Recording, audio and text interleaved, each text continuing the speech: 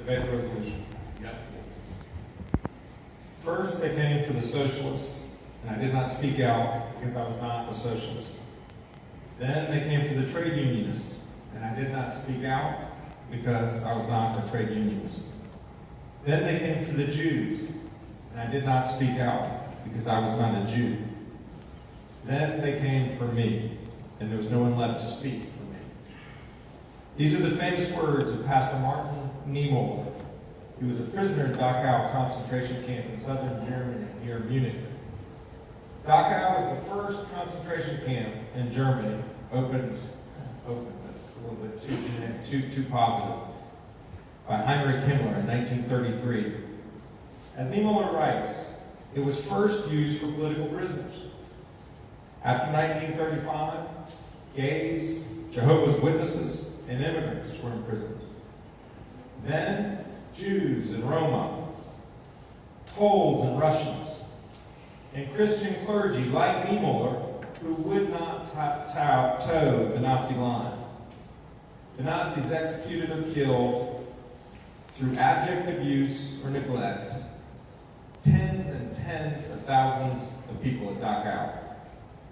70 years ago today, intrepid, weary American forces who had fought and slogged their way through Europe to rid the world of Hitler first stepped tentatively on shore through the gates at Dachau.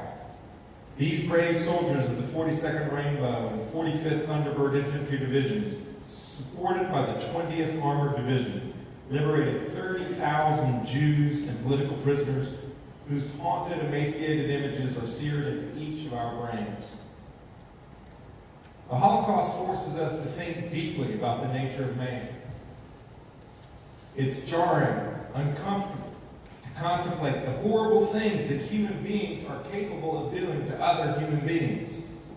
But we must look in the mirror at the ugliest part of humanity. We must not avert our eyes. In this way, we not only remember and honor the millions who were slaughtered and those who survived the horror of the Holocaust, but we also commit ourselves to condemning all manifestations of intolerance, harassment, and violence against persons or communities wherever we are aware it is happening.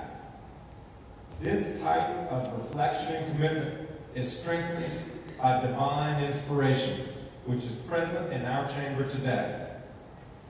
It is a gift from God that we have with us Frank Fisher, Morris Glass, Zev Harold, Esther Letterman, Abe Piasek, and Harry Weiss, all of whom survived the Holocaust.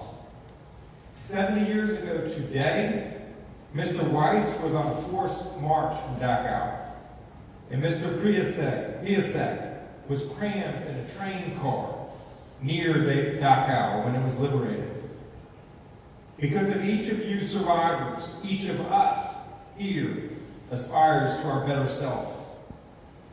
It's also a blessing that George Rose of Wilmington and Jesse McIntyre of Chapel Hill are here. Again, 70 years today. Then Corporal Rose, as a member of the 42nd Rainbow Infantry Division, was one of the first soldiers to enter and free the prisoners of Dachau. In post-liberation of the camp, Ms. McIntyre helped care for and restore the faith of humanity in concentration camp survivors as a first lieutenant in the Army Nurse Corps.